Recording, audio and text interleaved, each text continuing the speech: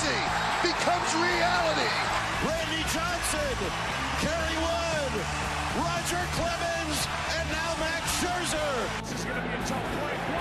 The Cubs winning the World Series. Bryant makes the play. It's over. And the Cubs have finally won it all. 8-7-10.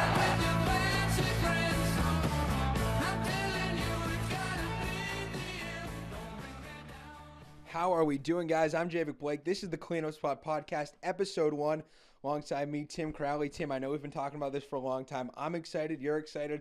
It's a baseball podcast dedicated to the greatest sport ever played, the national pastime. That's right, and it's been a fun month of preparation. You know, getting everything going as far as our SoundCloud and Twitter, and our YouTube channel. Hopefully, you guys have been getting hyped for the show with all of our tweets lately. It's finally here. We're ready to go. Episode 1, boys. Let's do it. Hey, at least it hyped me up. I'm hyped for it. I'm ready to go. It should be fun. We're both huge baseball people. I've loved baseball ever since I was little. Tim, same with you. And we're excited to share our ideas, our opinions with us. We're not just fans of our own teams. We're fans of basically baseball in general, any and all teams. And we just love the game. Don't take it personally if we crap on your team, because trust me, every 30 teams will take criticism on this show the entire season. And no doubt about it. I mean, if we were going last year, I'm a huge Yankees fan. I'm a diehard Yankees fan. But if we did this show last year, I guarantee you I would be going for Tyler Clippert's head for at least a 2-month period. That's right. Being the big Red Sox fan that I am, I would have been roasting you for the entire regular season. Haha, we have the division, boy. And then I would have said, haha, we went to the ALCS and we became one win away from the World Series. And the Yankees almost went to the World Series in a rebuilding year. Yankees blew a 3-2 lead. You know what? Be quiet. Be quiet over there. You guys lost to the Astros. But so I am a gigantic Yankees fan. Tim is a gigantic Red Sox fan. It adds a little bit more drama to the show, especially when the Yankees and Red Sox, hopefully this year, later in the season, get in a good pennant race going down the line in September. We'll be at a game. We'll definitely have to get to another one. We'll vlog for you guys. If you haven't seen our first Red Sox-Yankees vlog, definitely go check it out on the YouTube channel. And we'll be uploading every 2 weeks to SoundCloud and YouTube as well, for those of you guys who don't really like SoundCloud too much. So you can listen and watch the podcast. We're just excited to get going, and it should be fun. You ready to go, boy? And I'm ready to go. But as far as our baseball philosophies, I'm a big numbers guy. I'm a huge believer in numbers and sabermetrics in baseball, all sorts of stats, weighted runs created, WAR, OPS, all of that stuff. It's just something I've loved. It's really a way for, kind of some nerdy fans like me to get into the game even more than we already have. It's fun. That's kind of my take on the game. Tim, I know you're a little bit different. That's right. Well, if you are one of the Brian Kenny enthusiasts, I highly suggest you pay attention closely to all Javik's takes. I'm more the film study guy. I like going out and saying, all right, Jake Arrieta did this. What's he done compared to this guy 10 years ago? And, how is he similar to the great pitchers of his past, or this and that? I'm a big film study guy. I like comparing players, and you're going to see a lot of that in this show. So this is almost like, if you guys don't know, MLB Network, they used to, MLB Now, back in the day, used to be Harold Reynolds, big film study guy, against Brian Kenny, big numbers guy, and they used to go at it all the time. So it's going to be a repeat. Exactly. So today, for you guys on deck, we have a complete preview of all of baseball. All 30 teams will be breaking down for you, AL East, Central, West, and same thing for the National League. We'll be giving you our MVPs, Cy Young, Rookie of the Year, our Dark Horse teams, as well as our playoff predictions, and all the way to the World Series, which is a great 7 months away. 7 months of baseball coming up. And it's going to be here before we know it, so just get ready for the ride. March 29th, that all starts. I can't wait for it. We got Sale Day coming up next week. You got Big Sevy taking the ball for you guys. Thankfully, they're down in Tampa now, and I don't know where you guys are opening up, because I don't think anywhere in the Northeast is ready for baseball at the moment. The Yankees are playing a nice domed Sky Dome, or no, it used to be the Sky Dome, like 1993, but the Rogers Center up in Toronto, so it'll be warm climates for both teams. I would expect you to get a nice opening day win, considering the Blue Jays are starting J. Happ as their opening day starter. We will get to J.A. Happ and the rest of that Blue Jays rotation in just a few minutes, but we're going to start off, our favorite division. And if you guys want drama early, you came for it. The AL East, we'll start off with that. So for my teams, the AL East, I had the Yankees winning it all. Red Sox coming in second, then the Orioles, Blue Jays, and Rays to finish out the division. Care to explain? Well, the Yankees, with the Yankees, they have the best lineup in all of baseball. They power upon power upon power. And they have Giancarlo Stanton in the offseason, which Brian Cashman, I love this man to death. He can do no wrong. He rebuilt the Yankees on the fly. Took 1 year from that team to get back into being a juggernaut, which they were last year. They traded for Giancarlo Stanton, who goes after hitting 59 home runs last year in Marlins Park that favors pitchers by 20%. Is going to Yankee Stadium that favors right-handed batters by 24%, which is a swing of 44% in total towards his favor, which is going to be huge for him, especially in the small confines of Yankee Stadium. And if you know Marlins Park, it is a huge outfield. Yes, and we got, not to quote Eric Hubbs' Barstool podcast, The Short Porch, you have that in Yankee Stadium, so even if he has those days where, I want to go oppo, he can boost his totals a little bit too. Yeah, and it's not just him. It's Gary Sanchez and Aaron Judge, who combined this year, they're projected to hit 130 home runs, 346 RBIs, and 274 runs. There's no doubt this team scores 950 runs this year. You're forgetting about my favorite Yankee, which seems weird to say. You're forgetting about one of the members of the 218 Core 4 birthday club, Tim Crowley, Le'Veon Bell, Dr. Dre, and the man of the hour, Yankees shortstop Didi Gregorius. And Didi Gregorius, what a season he had last year. Broke the record for Yankee home runs. And he adds so much defense to that field, and he adds it at the plate as well. He's one of the top 5 all-around players in the Yankees team. He had the most powerful season ever by a Yankee shortstop with 25 home runs. And he's coming back this year with more confidence and even more potential for the Yankee team. And he showed some strides in the playoffs too. Game 5 against Kluber, 2 home runs. He saved your butt that series. Oh, that was awesome. 2 home runs in Game 5. There was nothing better, especially against Kluber. You go into that game, you don't think you're going to get – you want to get 2 runs. He had 2 home runs, which is huge. Tell me about the rest of the division. All right, so the Red Sox, they lacked the power needed to be a top AL team. They lacked the power and the pitching to be a top American League team. In order to get anywhere close to the World Series, they need Price to get back to a top-line talent to go far in the playoffs. Because you can't have a guy that you're paying north of $200 million sitting in your bullpen in October. You need him on the mound, giving you starts. And if he doesn't do that, there's no way they make it past the ALDS. And same thing for the Red Sox. They're missing Addison Reed. Key piece of their bullpen. He was a key piece of their bullpen last year. He wasn't great last year. Yeah, he wasn't great, but he was still a key piece of their bullpen. Who's left in their bullpen now? You forget. We have 2 guys coming back off of injury last year. Carson Smith was back for the last part of the season, and he was dominant in the two appearances he had in the ALDS. Tyler Thornburg coming back. Hopefully he can show something so that Dave Dombrowski doesn't look horrible for sending away the mayor of Ding Dong City, Travis Shaw, and actually getting some work out of Thornburg this year. Matt Barnes is underrated. Joe Kelly throws 104 to one of the best hitters in baseball. Don't sleep on the Red Sox bullpen, but what else you got for the AL East? See, with the Red Sox, I still don't think they lack the power and the skill to keep up with the Yankees. I'll counter that. I really don't. I'll counter that. Oh, you will counter that, and I'll counter you back. It's like a debate here.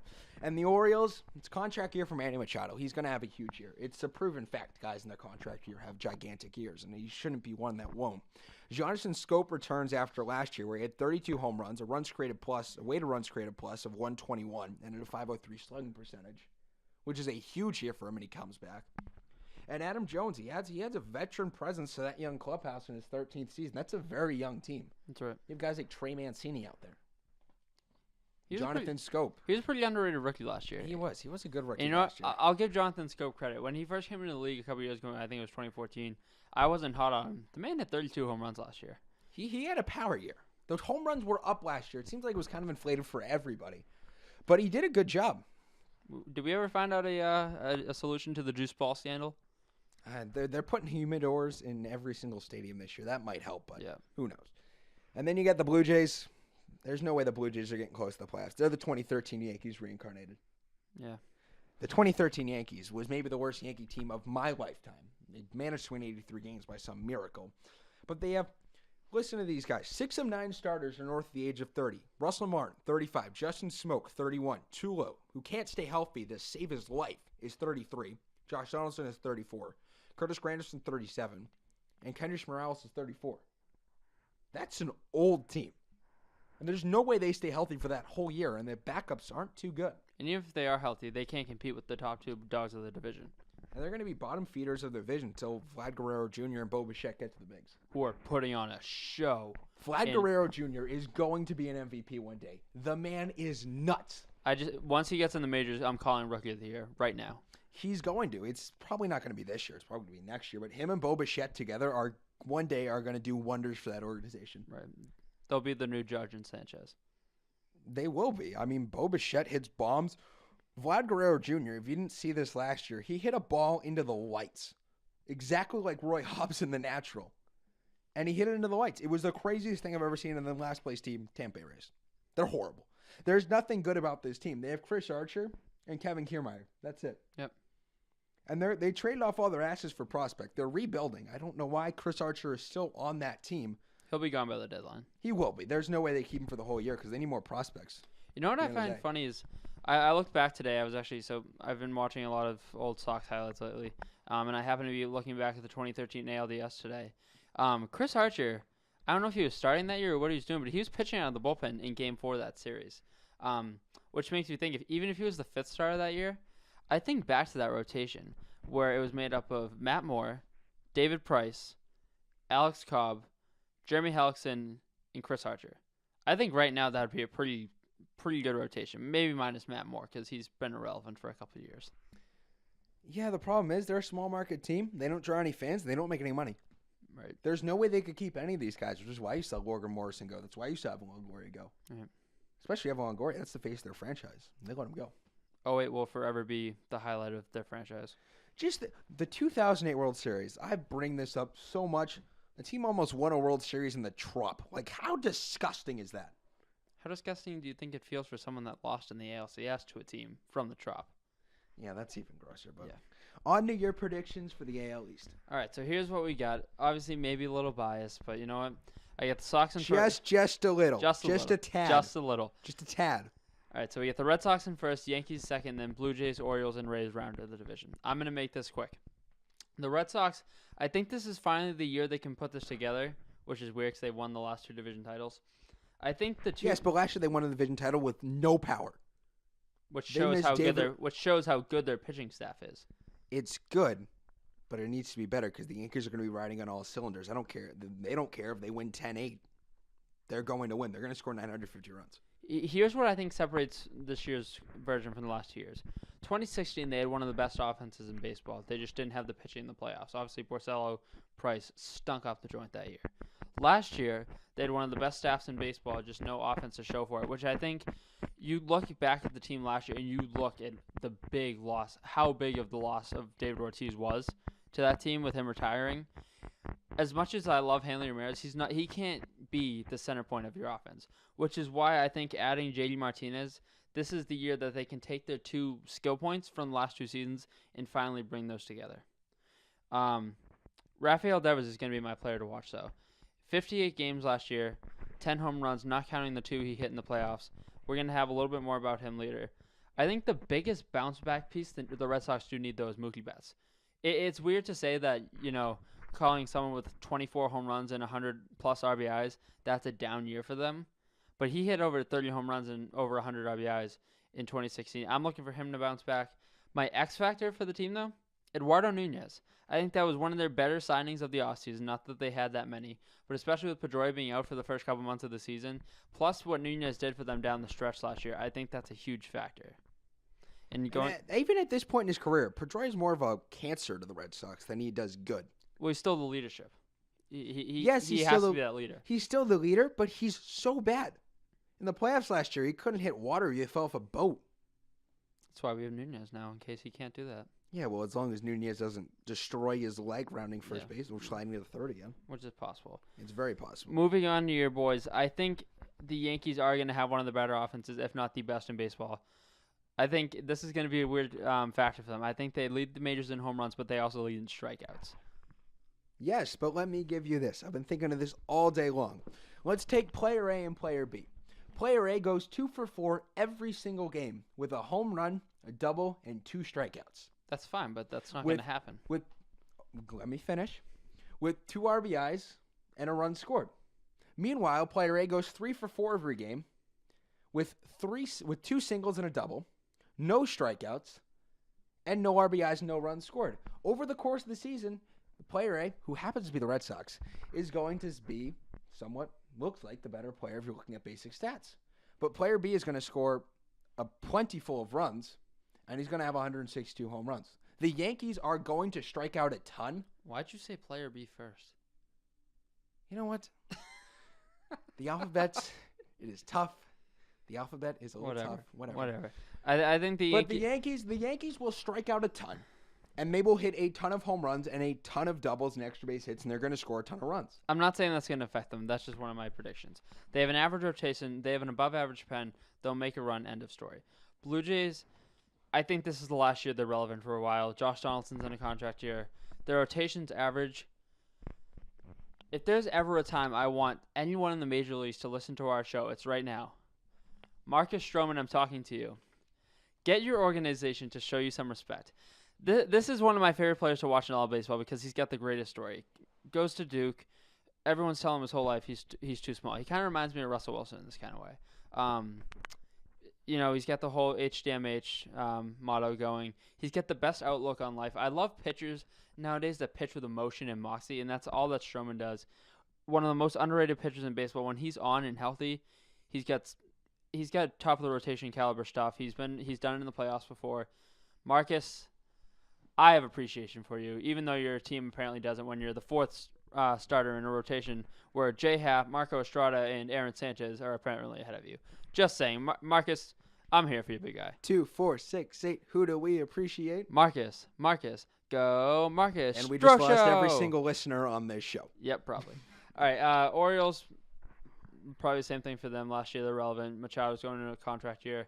They could make a run maybe this year. They're pretty average all around. Just nothing screams exciting to me. And then it's the same thing. The Orioles and Blue Jays, they can be 3, 4, or either team they're can be in the middle. They're interchangeable. None of them are going to be good. Neither of them are good enough to be in first. Neither of them are bad enough to be in last. And obviously the Rays aren't going to do anything. Considering, hypothetically, Chris Archer and Kevin Kiermaier are standing on the street selling tickets right now. Probably at this point. No one goes to the Trop to begin with. Now they're horrible. Though they might be getting a new ballpark. I heard that. Yeah, but even when they're good, they're still not selling 30,000 tickets a night. No, if you watch, the weirdest thing is going back to 2008 and watching games. Right. The Trop is filled. That never happens. They draw, 15,000 a game? Even the last two playoff appearances, 2011 and 2012, or 2013, even the regular season when they were good, there's no one there. Because no one cares about Major League Baseball in Florida. They also don't care about playing in a dome stadium with a team that's just horrendously bad. Right. All right, so on to the AL Central. It's easy. Indians in first. Yep. Indians in first by a landslide. They're the best team in an incredibly easy division. And Kluber and Carrasco are possibly one of the best 1-2 punches in all of the American League for as far as pitching. Right. They've combined last year for 13-10, 491 strikeouts and 403 innings. That's a good 1-2 punch. And you still have Danny Salazar. You still have Trevor Bauer. As long as he can, keep his hands away from drones, he'll be all set. Oh, that was funny. 2 years ago in the playoffs. That was a crazy playoff series, too. But Cleveland's set. They just need to show up and they'll win that division. Right. Also, on the other hand, their offense is a big year. Lindor, Ramirez, and Brantley are projected for huge years. Right. And Lindor had a big year last year. He's looking to follow it up with another big one this year. Right. He was the first. He literally hit last year the most home runs from a shortstop since Hanley Ramirez a couple of years ago. I think a lot of people they're looking at the rivalry in the AL East right now, and they're looking at the Astros coming off of a World Championship. People are forgetting that this Indians team was the number 1 seed in the playoffs last year, winning 100 games, and they went to the World Series 2 years ago. In my mind, I think they're the most complete team in baseball because even with some of the losses they have, they still have one of the best offenses in baseball. They have one of the best staffs. And even after losing one of their main middle guys in the bullpen, Brian Shaw, they still have Cody Allen. They still have the best reliever in the game, Andrew Miller. They're going to be able to make another run this year. See, I don't think Andrew Miller's the best reliever in baseball, but that bullpen's still very good. Right. Though I don't know down the stretch if they're going to be able to repeat what they did last year. I think they'll be fine because I think there's a lot of versatility on that team. A lot of guys can play in different positions, especially if they get injury prone. That's the biggest thing that I've been seeing the last couple of years. When your top dogs get hurt, who do you have to back them up? That's why I think the Red Sox are in a really good position this year because they have a lot of versatility. Even though they traded away one of their utility guys, Devin Marrero, today, they have people like when Pedroia comes back. They'll still have Nunez to go out and play somewhere. They have a lot of outfield depth that they can move around, and they'll still have the best utility guy in baseball, Rockhold. And meanwhile, for the rest of it, you have the Twins, who are young, talented, and they've got a high ceiling. And then they added Logan Morrison, who with Sano and Dozier can do great things. They combined the three of them for 100 home runs last year. And then the White Sox, they can, if the young talent blossoms, they can be good in 2019. This year isn't their year. Right. They're too young. They're going to waste another year of Jose Abreu in his prime, who's hit 30 home runs and more than 100 RBIs in every single year he's been in the league.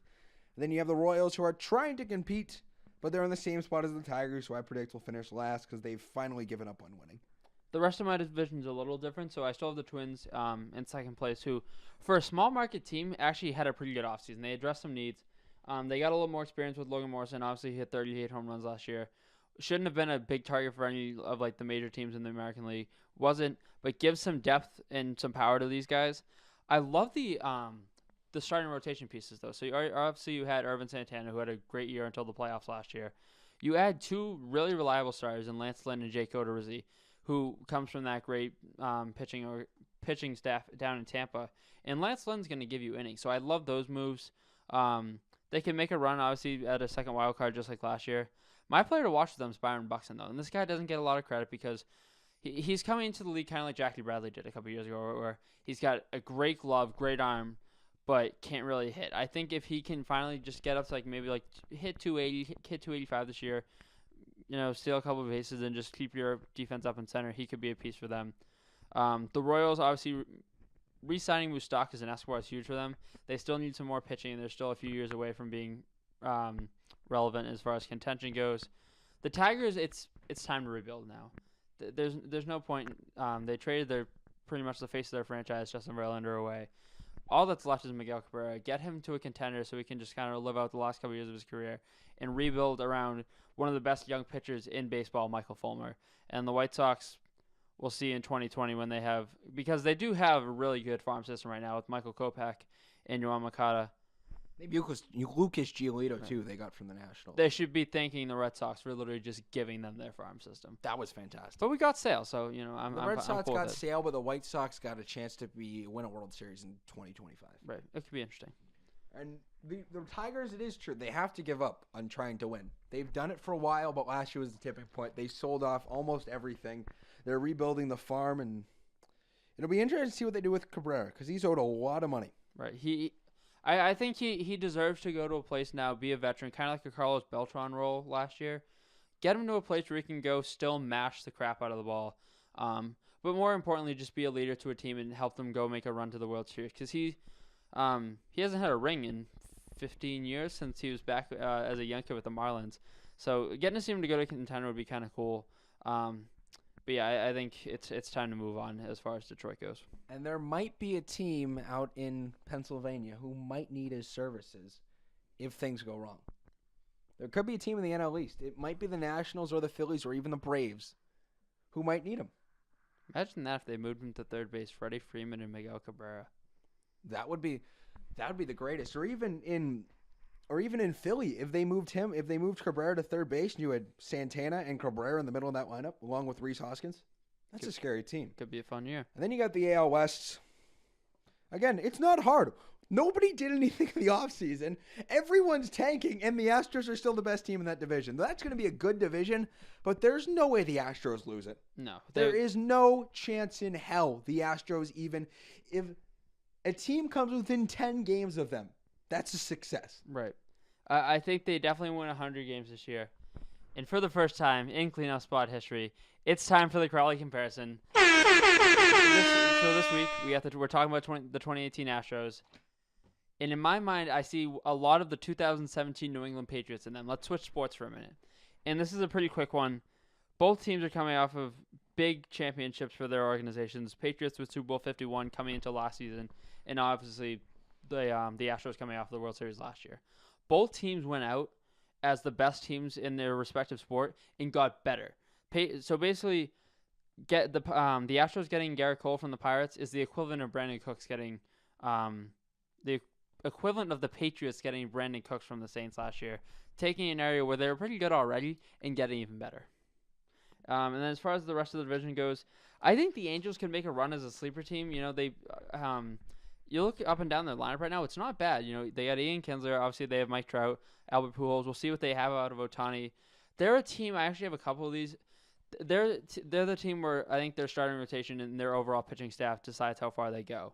Their pitching staff is horrible. And if Shohei Ohtani looks like he did, I don't get why Shohei Ohtani is on the Angels roster right now. I don't either. He doesn't look like he's ready. He had a 24.00 ERA. He needs some time in the minors. And we hit 171. There's no way against the A's he's going to do well. No. And if he falters, there's no way that team goes. He's going to need the guy to carry that rotation because the rest of the rotation is horrible. Tyler Skaggs, is he really going to get you to the playoffs? No. Matt Schumer. Garrett Richards is going to have to be their option. It's going to be interesting. I don't think they're going to do it. The rest of my division is a little sleeper team here who I think is going to end up taking the second wild card is the Texas Rangers. They have a good team. They have Cole Hamels, Doug Fister, which you are very familiar with. He's not a bad choice for them. He stunk up Game 3. He's lucky the offense bailed him out. Mike Minor, Matt Moore, and Cole Hamels. There's their top four guys. Cole Hamels is a great guy, great pitcher. And then on offense, they have a lot of good guys. They have Joey Gallo, Elvis Andrus, Adrian Beltre, who's going to be good again. Nomar Maraza, Shin-Soo Choo, Robinson Chirinos, Rougned Odor, Ryan Rule. They're not a bad team, and in a generally weak American League, besides for the top teams, they could definitely make a run for the playoffs. And then the rest of the division, the Angels, Athletics, and yep, I've officially given up hope on the Mariners going to the playoffs. I've said they're going to go to the playoffs for the last 4 years. It's failed every single time. So you know what? It's time. Put them in last place. I like the Rangers pick, though, because the pieces are there. They're only a year removed from going to the playoffs. It's just a matter of whether or not they can keep pace with the division. They'll be good. It's just a matter of if they can keep up with if the Angels are up there and obviously with the Astros. And what if the Rangers are in contention on July 31st? I could see it because they have a history the last couple of years. But what if they don't really have a DH? Shin-Soo Choo is not a DH. No. What if they get Miggy? Huge. To them, that gets them in the second wild card. And it wouldn't surprise me at all because you look at some of the moves they've made the last couple of years. They went and got Hamels a couple of years ago at the deadline. Jonathan Lucroy, who they stole away from the Indians a couple of years ago. They've had a history for being aggressive at the deadline. So I think the Miggy move makes a lot of sense for them. I did flip-flop the Mariners in the Athletics, though.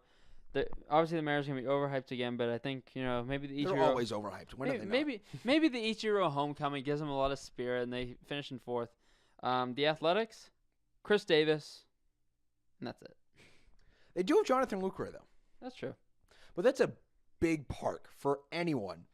Any power hitter. It's a big park, and it definitely favors pitchers, and they just don't have enough pitching. I'd like to see them go to the playoffs. That'd be cool. I didn't love that Lucroy deal, though. It just doesn't make sense. I'm kind of like a lot of the deals. Makes more sense than Eric Hosmer's deal. Yeah.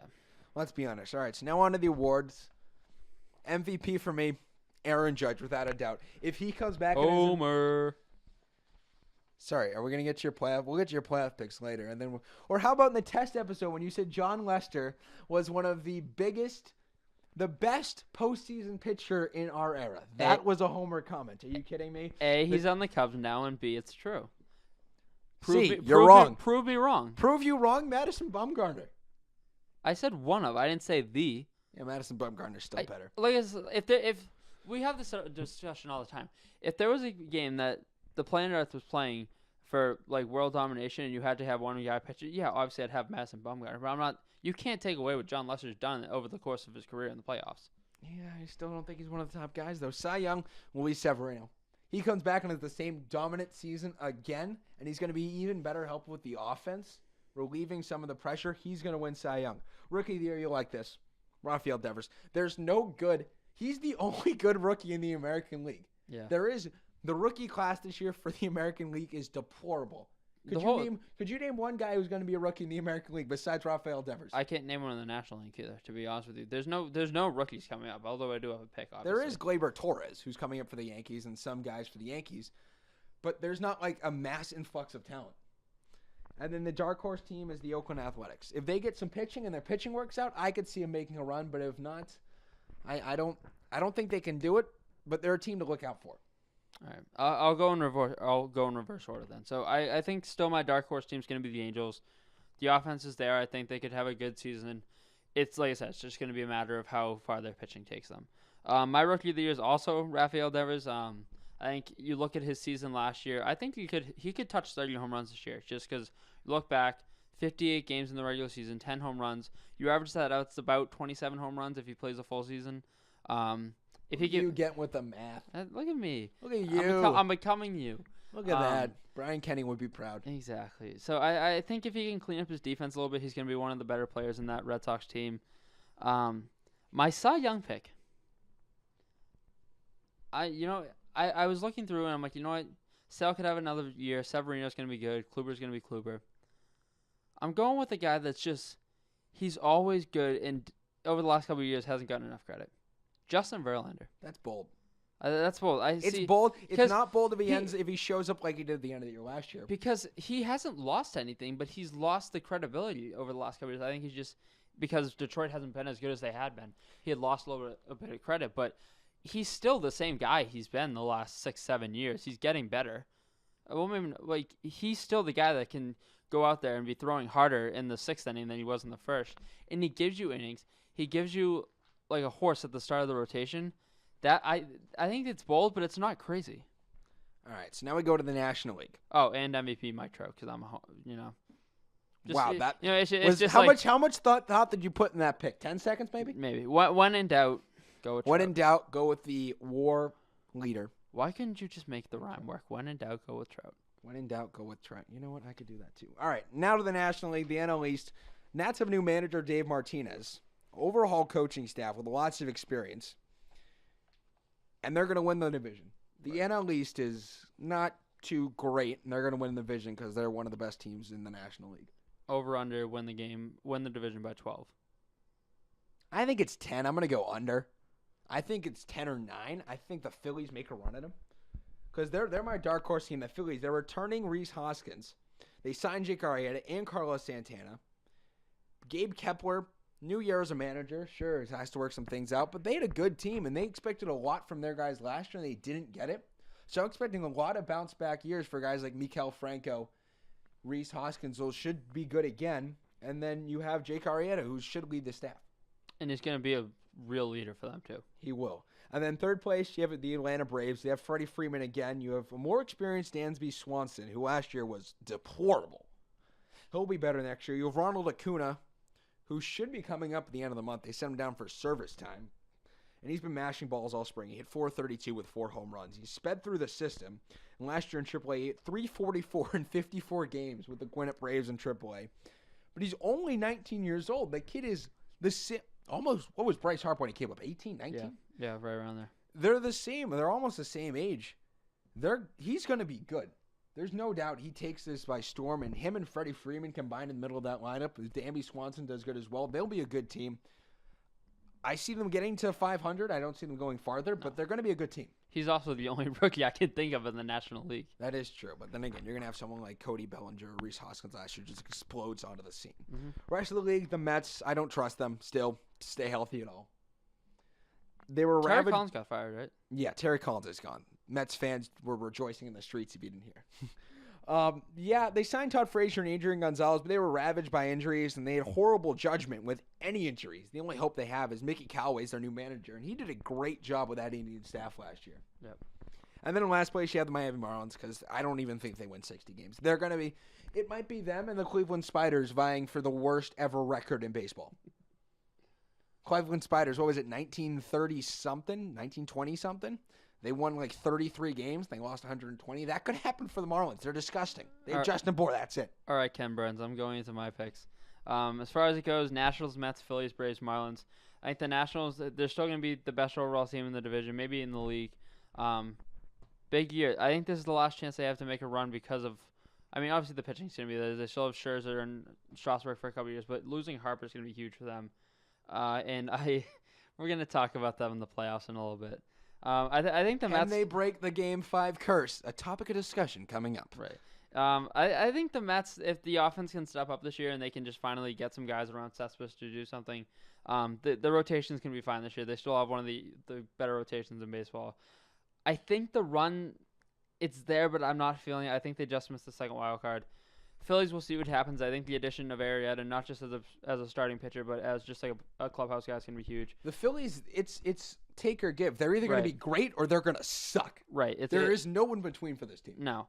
I think Hoskins is going to be one of their better players, obviously. I think give them a year just to develop these younger guys more. Give Arrieta a season to get comfortable, and I think they'll be back into contention. For the Braves, Dansby Swanson. Next question. And now we're on to the Marlins. Freddie Freeman and Ronald Acuna. You can't not give love to Freddie Freeman. And then the Marlins, they're cooked. They're bottom of the barrel. I feel bad because they lost one of the better offenses in baseball, or the better outfields in baseball with Yelich, if Ozuna, they had and spent Stanton. money, they would have been good. That's right. But Derek Jeter, spend money. I know you're $500 million debt, but spend the money. Speaking of Derek Jeter, let's get into this. Collusion, fake news or not? Because you can't not read into this a little bit. Like it's screaming.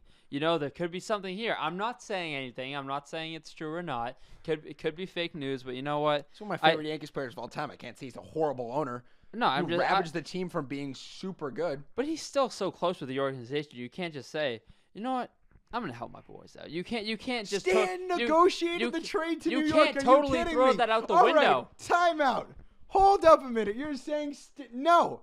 No way. Yeah. Stan went to St. Louis and they were like, they gave him a whole presentation. He said, I don't want to be here. I never said it was true or false. They went to San Francisco. They gave him a whole presentation. He said, no thanks. He went to New York. He's like, I want to go to New York. I want to win a World Series. I'm just saying, you can't totally just throw that out the window because it's screaming. Look into this. Stan negotiated the whole deal. It is. They're not going to report if he's like literally just like giving everything away to the Yankees. They're not going to report that.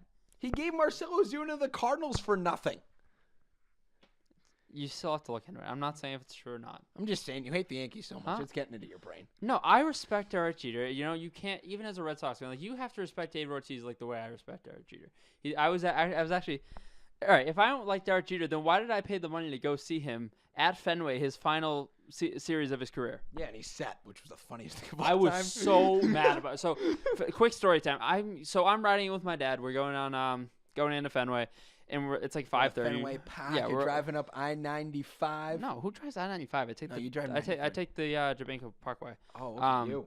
Yeah, no. So it's probably like 5:30. We get in, try to get there early, and we're listening to the WEI pregame show, and I hear, following his like breathtaking walk-off last night, Derek Jeter's not going to play tonight. I'm like, you got to be kidding me, because I know I'm not coming to see the Red Sox right now because they were trash in 2014.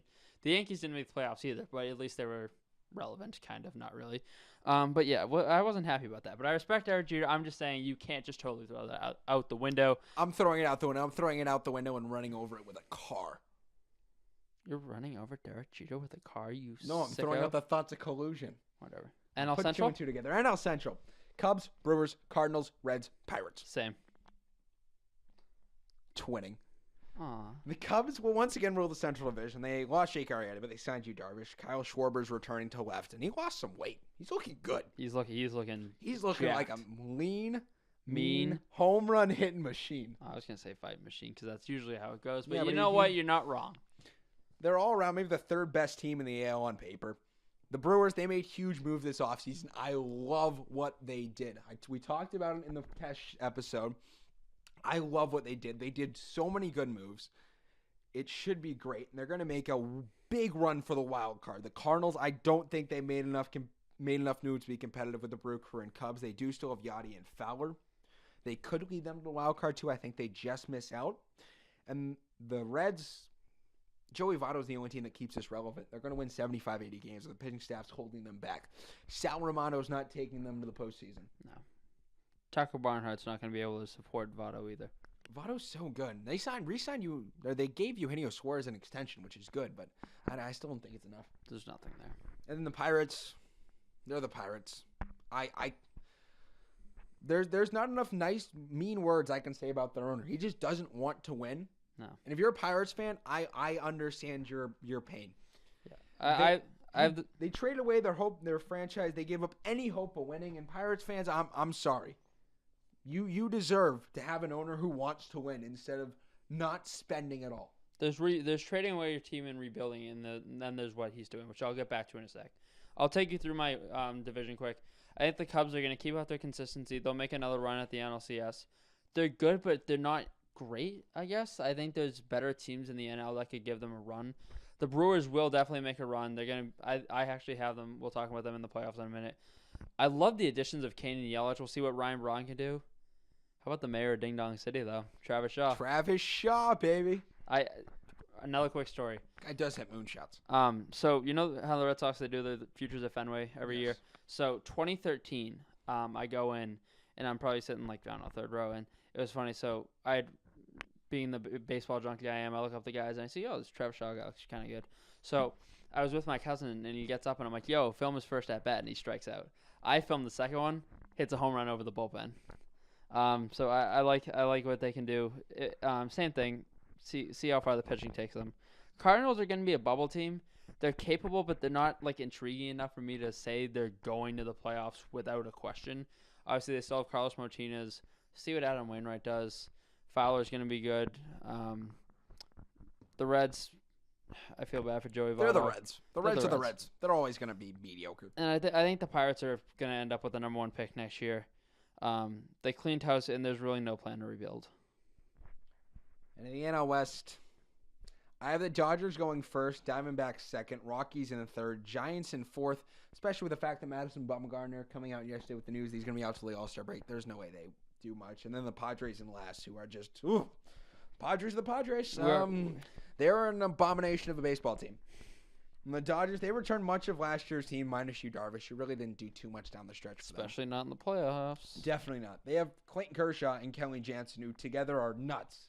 Kershaw last year at a 2.31 ERA, 202 strikeouts. Kenley Jansen at a 1.32, 14.4 Ks per 9. Struck out 42.3% of the guys he faced. He's absolutely nuts. They returned the reigning NL Rookie of the Year, Cody Bellinger, who had 39 home runs, 138 weighted runs created plus, a 4.0 WAR.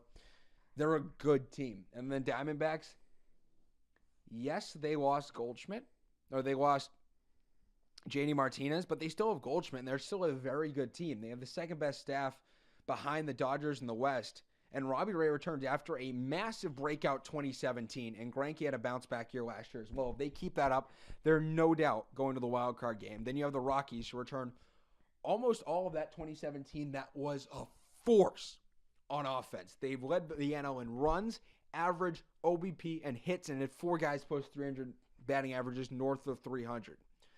The only problem for them is their starting pitching. It's good, but are they going to allow too many runs? They're in Coors Field. Right. I think this division is going to be a total toss-up. It's the most competitive division in all of baseball. I think the Dodgers do end up repeating as division champs, though, and maybe even farther.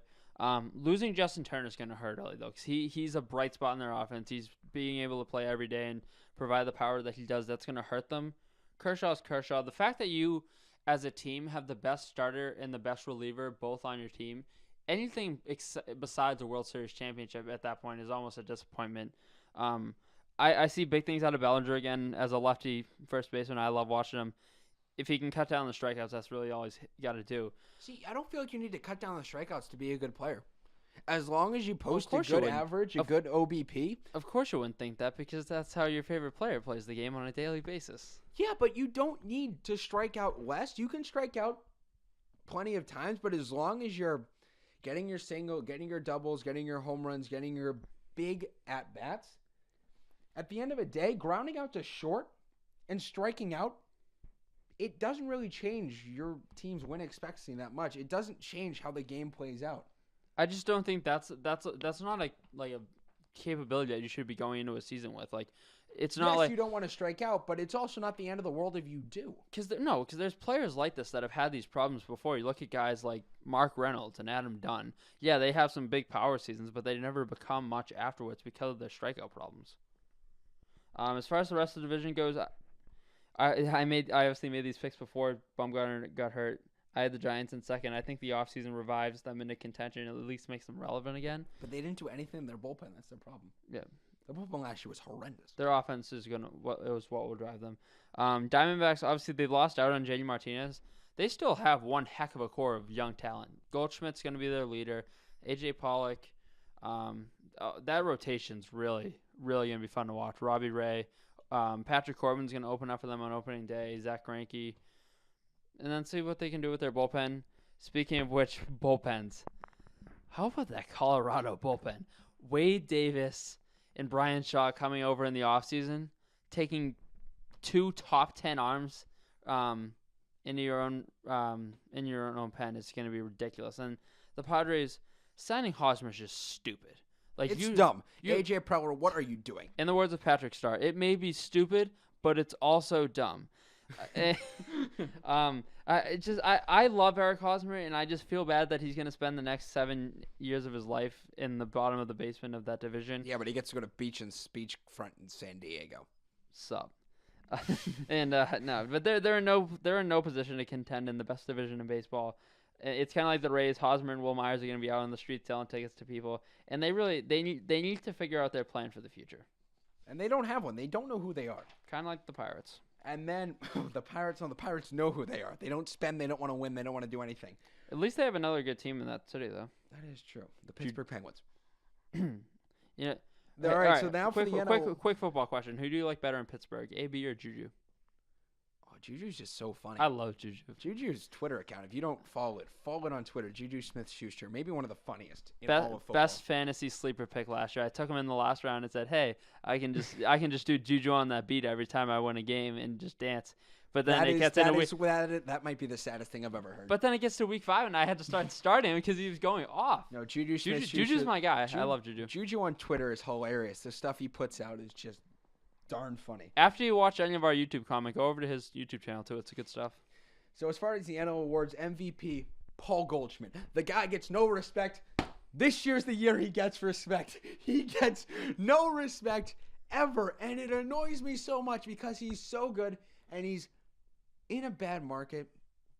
This year's the year he breaks out. He's going to put the team on his back. He's going to need back surgery after this year. He's going to put the team on his back and carry him to the postseason. I think our next show, here's how we're going to open the show. We're going to write 2 letters. You're going to write one. I'm going to write one.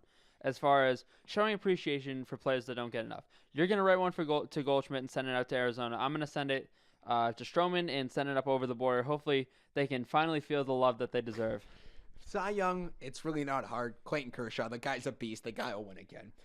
Rookie of the year, Ronald Acuna for the Atlanta Braves. The kid's going to be a beast as soon as he comes up. He's going to be like Chris Bryant. And the dark horse team, I said it earlier, the Phillies. That's a team that's scary. No one's going to want to face their lineup if every one of their hitters is on. I had 2 of those 4. Kershaw and Acuna, definitely no-brainers in their categories. Dark horse team for me, maybe not so much of a dark horse, just not getting the expectations, I feel like, is definitely the Brewers. Like I said, see how far the pitching staff takes them. I'm going back out west for my MVP, though. Another guy that's burst on the scene the last couple of years and maybe had one of the greatest Father's Day moments of all time last year. Nolan Arenado. He gets no respect because he plays in Coors, which the Baseball Writers Association of America, get off your high horse. No, he's a good player. Does it help? Yes. But guess what? The Rockies' offense is still going to be nasty anywhere they play.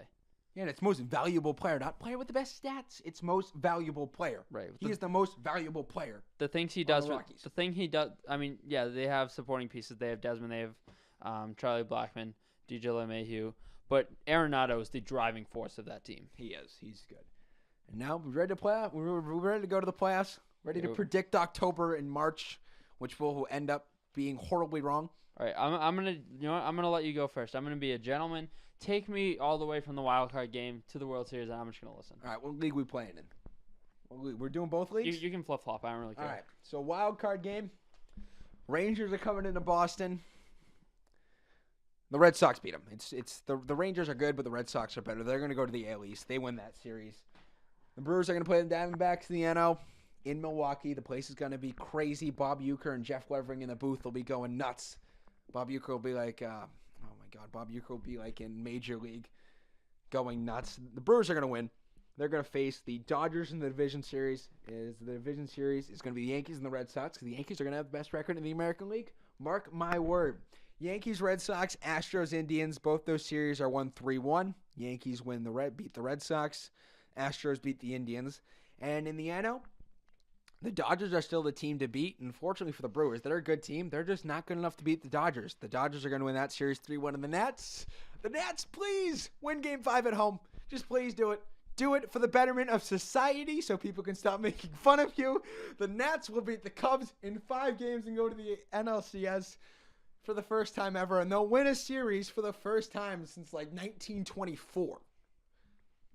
They're going to go into the NLCS. The Yankees are going to play the Astros in the NLCS. It's going to be like same 2 teams as last year. The Yankees are going to win that 4-2. They're going to go to the World Series. And we're going to have a rematch of 1981. The Dodgers are going to go to the World Series. They're going to beat the Nationals 4-2 because the Nats, let's face it, they don't have enough, and they won 1 series. We don't want to go 2 out on a limb and say they'll win 2. So we're just going to let them win 1 series, and they're going to lose to the Dodgers. And the Yankees and Dodgers will go to the World Series, and it'll be 1981 all over again. Okay. So now on to Tim. I'm going to be biased just like you. We'll get there. Well, we're not biased. We're just smart baseball thinking people right. who think our teams are the best. That's right. So let's start in the AL wildcard game. I got the Anaheim Angels traveling to the city that never sleeps. Garrett Richards takes on Luis Severino, and the Yankees win that game 5-0. They'll move on to play the number 1 seeded Astros in a rematch of the ALCS, except in a round earlier. In a wildcard game, I still think even if the Giants can just stay at 500. Throughout the first part of the season, I think they can still make a run, even though that division is going to be insane this year. I got the game in San Fran, the Brewers and Giants. I have Jimmy Nelson, barring any other trade deadline deals for the Brewers. I have him matching up against Madison Bumgarner, and the Giants win that game 4-3 in advance to play the Dodgers. ALDS, Yankees-Astros, I think the Yankees get revenge, and they win in 5. It's going to be a great series. Game 5 is going to be awesome. See what happens. Indians, Red Sox. I think the Red Sox actually get home field this time. They're going to be the 2 seed, hosting the 3 seed. Red Sox in 4. They finally win a playoff series in this new generation of Beantown baseball. And bold prediction: David Price finally wins a game as a postseason starter. Couldn't he just went out of the pen too, and it'd be the same thing? I didn't interrupt you when you were doing your picks. I'm sorry. NLDS. Continue on. Padawan. NLDS, Giants, Dodgers in 4. Bold prediction of how the series goes. Game 4, Bumgarner pitching on short rest. Cody Bellinger doubles to clear the bases in the 6th inning of a 4-2 win. In Cubs Nationals, I'm joking. Game 5. I think we add to 2012, 2016, and 2017 another Game 5 choke for the Nats, and it is going to be the last game of Bryce Harper's career as a National. ALCS, the rivalry's back. Yankees, Red Sox. Sox in 7. Pomerantz beats Tanaka. Biased.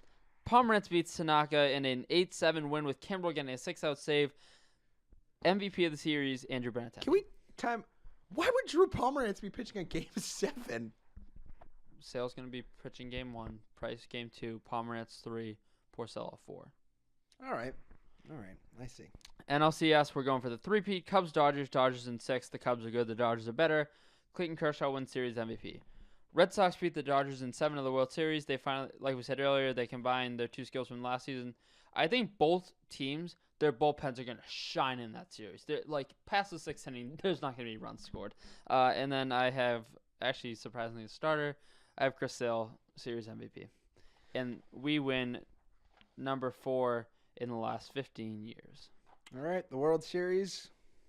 New York will be partying like 1981. The Yankees are going to beat the Dodgers 4-2 in the series, and the Yankees will get to the World Series and win the World Series without having a starter going past the 5th inning. Probably. They'll adopt their bullpen this year is so good. This will carry them to the World Series, and they'll carry them to win the World Series. Their bullpen this year, Chad Green returns after sneakily being one of the best relievers in all of baseball. With a 1.83 ERA, 13.4 Ks per 9, and 69 innings pitched.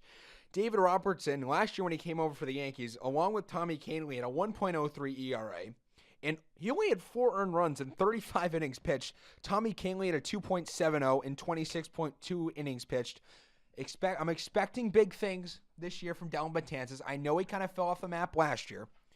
But you just got to hope he comes back, finds his velocity, finds his control, even, to help this team. And then you have Aroldis Chapman in the pen, as long as he does not repeat August last year, which we were at the Red Sox-Yankees game, and I was screaming at Joe Girardi to not bring in Aroldis Chapman, and he brought him in. If you want to see that, I'll have it on Twitter in a little bit. I don't think that's appropriate for children. We're family friendly. No, you were fine. You were very well behaved. I was proud. I was a well behaved chillin'. All right. So that is that. Any comments on that? Please comment in the comments what you think of our predictions, what you think your predictions are, as we head over to our fan mail. A new thing we're starting with this show here. Fan mail. You guys can send in questions, your favorite things, things that are on your mind as far as from a baseball perspective, anything and everything. So our first question, actually the first question we received, is from Beverly. She asked, how do you guys think Ichiro will do back in the MLB? And I don't think it's going to go too well. I mean, obviously I'm not expecting a lot out of him. The guy's, he's getting a Bartolo Colon level as far as age goes. He's up in his low 40s. Is he 44? 45? Yeah, something like that. He's up there. He said he wants Plato 50. I don't think it's going to happen. If he gets on the TB12 method, we'll see what he does. But I think this is more of a thing where it's just a nice little homecoming for him to go back to where it all started, be a leader, and get a nice little farewell tour before he goes back to Japan. I think this is his last year. I don't think he does anything great, and this is it, and he'll go back to Japan. Hits 250, goes back. Which is too bad. I like Ichiro. I think he's a good guy, but I just don't think I don't think he'll do good enough this year to warrant another contract next year. So Tyler's asking, are the Dodgers still the team to beat in the National League? And I think we answered this, and yes they are, and they will be for the next 5 years. Yes, no question. No question about it. They're a very good team. They have the best starter, the best reliever. They have a great bullpen. Good offense. Good offense. Actually, no, great. I'd say great offense. They do have a great offense. They're a great all-around team. They're the best team in the National League on paper. They'll be it this year. They weren't last year. They'll be it this year, next year, and the year after. And they have the depth to be a very complete team as well. They do. Now, this is a good question. Big Neely is asking, who is the greatest pitcher and position player of your favorite team in your lifetime? Which I like this question. It's a good question. I do too. It makes you think. It really does. I had to go back and forth with this one when we first received it. I think if it was favorite position player and pitcher, I think I might have a different answer. Not that I don't love both of the guys that I'm about to name. We'll start with position player. I'd want you to disown me as a friend and as a baseball colleague if I didn't say David Ortiz isn't the best baseball player. Can I be a baseball writer? He didn't play a position. It's the DH. Yeah, no. Everything he's meant to the Red Sox, the entire organization, the city of Boston. I'd be foolish to say he wasn't. And you have to love him. He brought him 3 world championships, and he's just Mr. Happy. I had the pleasure of meeting him last year. He's the nicest guy. Pitcher. And another one. If I was, I'd be, in the words of Stephen A. Smith, blasphemous if I didn't say it was Pedro Martinez. The numbers he would put up, it was appointment television. Like now with Chris Sale, it's becoming the same thing. You haven't seen that since Pedro. If you're a Red Sox fan, you were sitting down, making sure you were ready to go every time Pedro took the ball. Also, got to meet him a couple years ago. He's the nicest guy. Talked pitching with me for a good 5-10 minutes. I told you to hit the first guy up in the head to establish He did not dominance. tell me. No, he told me, don't be afraid to throw inside. Don't hit someone with a fastball in the head.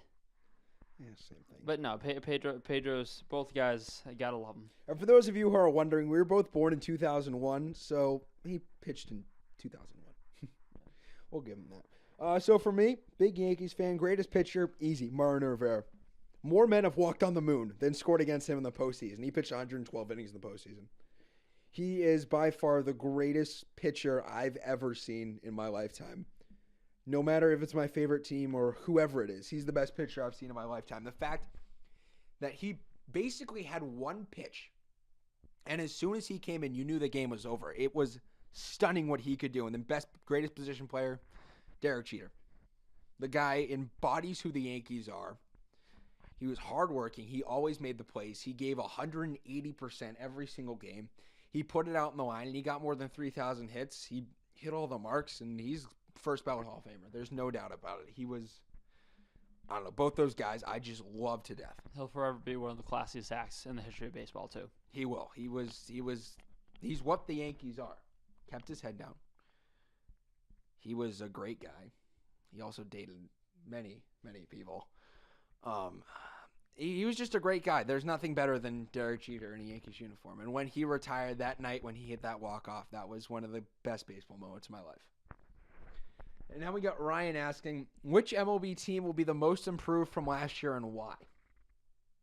Which that's an interesting one. And I'm going to go with the Phillies. I think the Phillies, they were bad last year. I mean, they were not good. Did they even win 70 games? I don't even think they won 70 games. I don't think so. So they didn't even win 70 games. This year they're going to do very good. I think they win 85, 86, which is very good. I think they are the 4th team in the wild card standings. They're going to be very improved this year. And why? 4 words. Jake Arrieta, Carlos Santana. They're big additions to that team. I'm excited to watch them starting the 29th, and they should be a fun team this year. As much as I want to say the Angels, as much as I picked them as my sleeper team earlier, my most improved team, I don't know if they're going to the playoffs. Like, I can't definitively say yes or no. I'm going St. Louis because I love the addition. So obviously they have Fowler in center. They have Matt Carpenter to lead the offense. Carlos Martinez and Adam Wainwright at the top of the rotation.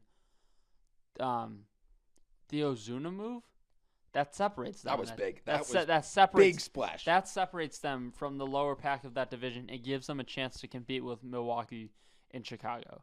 I think that move's going to play huge dividends for them. If they can get another starter be midseason at the deadline, that's going to be even bigger. But that's my pick for most improved. And they might very well be eyeing down Chris Archer in Tampa. That'd be a nice move, actually. That'd be a big move I'd like for to see him. that. I'd like to see that. And then we got Joey asking, is the Red Sox rivalry back? And I'm going to answer you this, Joey. It is not back until there is a Yankees-Red Sox fight. When there is a fight, the rivalry is officially back. It's back. Both teams do not like each other, but it is officially back when you have a bench-clearing brawl, either in Fenway Park or Yankee Stadium, or London if it's next year. Ugh, gross. You know what? If I go to the game, I'm very happy it's in London. If it's not, then it's kind of weird. I don't really get why. Yankees and Red Sox are a historic rivalry, and if you guys don't know, there are talks right now that they might be playing a 2-game series in London next year. I say the Yankees and Red Sox are appointment. If you're trying to get it back to appointment television, you need 10 games in Yankee Stadium, 10 games in Fenway. Yeah. None in England. I've never met an English person who likes baseball. If you are one listening to the show, I'm glad you like baseball in England because maybe if these teams come, you go to the game. But I'm. Should you get like a free ticket to like one of the crappy NFL UK games too? Like, oh, you want to come see Jack? Oh, actually, I can't say Jacks anymore because the Jacks are good. Hey, dude, you want to go see Browns Jets at Wembley? Yeah, no, it's going to be interesting. Free ticket if you come pay $300. Do you think the rivalry is back, Tim? I think it's on the cusp, but I think the pinnacle of it to really describe it would be a nice little, someone throwing at someone and getting a glove to the face and see what happens. Oh, be quiet over there. And now we got Steve asking, who's the team to beat in the NL West? And it goes back to our question from Tyler. It's the Dodgers. The Dodgers are the team to beat in the NL West, and they will be for the next few years, just as we said before. Signed, sealed, delivered. And done. So that's the show today, guys. We hope you enjoyed it a lot. We had fun recording it. We enjoyed talking baseball. I mean, it's what we do all the time. Definitely hope you guys listen in. Give us a follow on SoundCloud. Follow us on Twitter, and definitely subscribe to us on YouTube. If you have questions for next show, leave them in the comments of any of our tweets. Maybe the best way to do it is just send them to our email, cleanupspot1234@gmail.com. And then you can also interact with us on Twitter as well. You can follow me on Twitter at JAVBlake8. And then I'm at TCrowley37. And then you can follow us on Twitter, which is not the at cleanupspotpod. And you guys can follow us there. Thank you guys so much for listening. We hope you enjoyed the show. And get ready, folks. Baseball's coming back March 29th. It all starts. I'm excited. Tim's excited. We hope you guys are excited. This is the Clean Up Spot Podcast. We'll see you guys in 2 weeks.